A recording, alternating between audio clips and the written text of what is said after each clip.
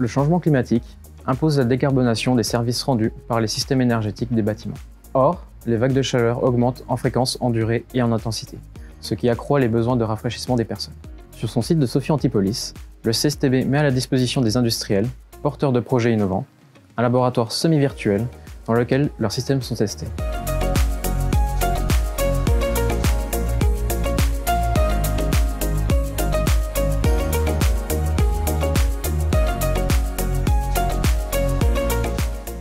Ce laboratoire simule différents types d'environnements ou de paramètres tels que le bâtiment, diverses conditions climatiques ou encore des scénarios d'occupation. La mise au point du système peut alors s'entreprendre en testant des variantes pour qualifier par exemple la performance énergétique ou la régulation dans un environnement réaliste, répétable et avec une métrologie de qualité. Nous avons récemment testé une machine à rafraîchissement adiabatique indirect développée par la start-up Kail Energy.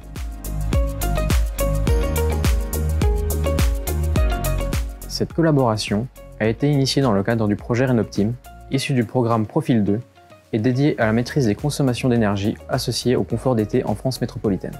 Nous avons lancé un appel à manifestation d'intérêt pour tester in situ ou en laboratoire des solutions concourant à l'amélioration du confort d'été avec, comme critère d'évaluation, leur émergence ou faible diffusion sur le marché.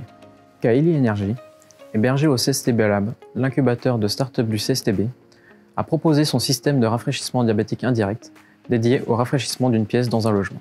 Les objectifs étaient de consolider la caractérisation du système, d'explorer des points de fonctionnement critiques et d'asseoir la qualité de sa modélisation dans l'optique d'intégrer cette technologie dans des études thermiques dynamiques.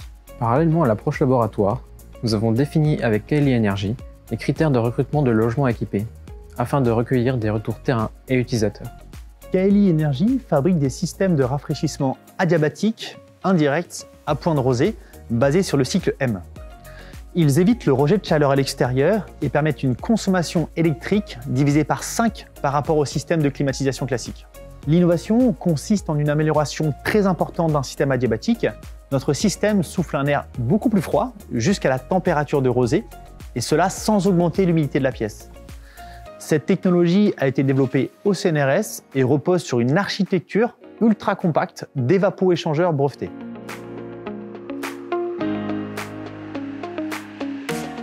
Dans un premier temps, nous avons expliqué le fonctionnement de la machine et de la technologie au CSTB, puis précisé notre besoin pour élaborer des plans de test et de mesure. En amont, nous avons défini des interfaces mécaniques, hydrauliques, aéroliques et électriques. Le système a ensuite été envoyé au CSTB, équipé en mesure et intégré dans l'une des chambres climatiques du laboratoire semi-virtuel. Grâce à cette collaboration, nous avons pu affiner le comportement de nos systèmes. C'est ce qui nous a permis de lancer la commercialisation en toute confiance et surtout en toute transparence pour nos clients.